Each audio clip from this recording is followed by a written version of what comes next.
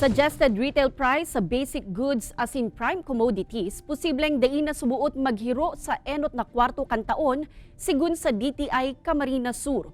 Kung tano, aramunta sa pagtutok live ni Jessica Kalinog. Jessica?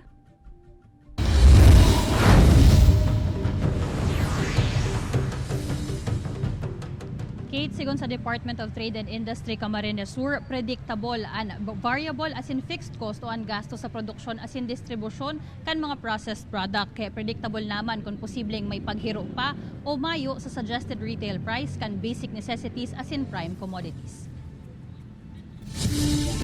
Makalihis ang pagmahal sa presyo kan mga barakalon kan nakaaging taon. Sigon sa Department of Trade and Industry Camarines Sur, posibleng mayo na nin magiging paghiro sa suggested retail price kan basic necessities as in prime commodities sa enot na kwarto kan taong 2023. Sigon ki DTI Camarines Sur Provincial Director J. Ablan, mayo pang nahihiling an ahensya na magiging rason kan paghiro sa presyo. Magin ang mga dakulang supplier sa probinsya, mayo man subuot nin piglalaoman na adjustments. Ang kagayunan kasi digdi sa processed products, like basic or prime man yan, medyo predictable talaga siya. Kasi, one, identified mo na kung ano ang mga ingredients sa pag-ibo katong iba-ibang produkto.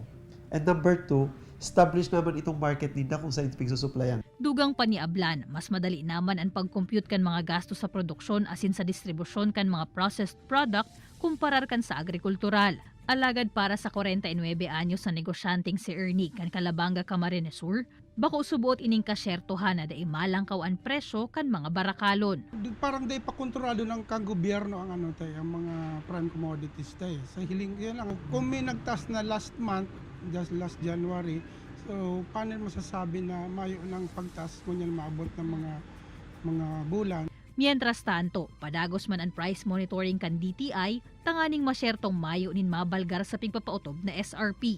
Pigian kami narman kan ahensya ang publiko na porbaran asin gamiton ang sa indang i-presyo app, tanganing pirming updated sa presyo kan mga barakalon sa inman na mga establishmento sa Pilipinas. Pwede man ining magsirbing giya para sa mas epektibong budgeting antes magpasiring sa tindahan para mag-grocery o shopping.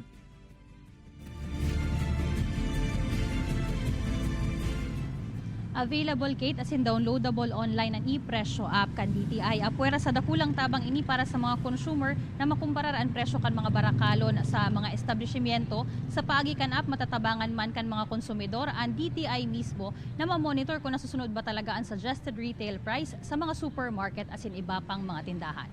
Kate? Jessica, ano ba ang naging basehan kan DTI? Tanganing masabi ninda na nakapako mo na ngunya na primerong kwarto kan taon ang presyo kan basic as in prime commodities. Kung marurumduman ta kay Kate kan nakaaging bulan ni Nobyembre kan 2022 nagkaigwanin sa adjustment o duman sa Noche Buena package ito susuhuring suggested retail price adjustment and nahihiling kay akan DTI Camarines Sur, Kate, na itong adjustment na ito enough naman ito kung ikukumparar or kung hihilingon itong mga gastos ninda sa produksyon asin itong mga gastos ninda pag-abot duman sa raw materials sa pag-ibo kaining mga produkto. And as of now ito ang nahihiling ninda na reason kung taano ta pwedeng mapako pa duman sa dating duman sa prevailing na suggested retail price ngunyan itong suggested retail price para sa enot na kwarto kan taong 2023. Kate? All right, Jos Mabalos, Jessica.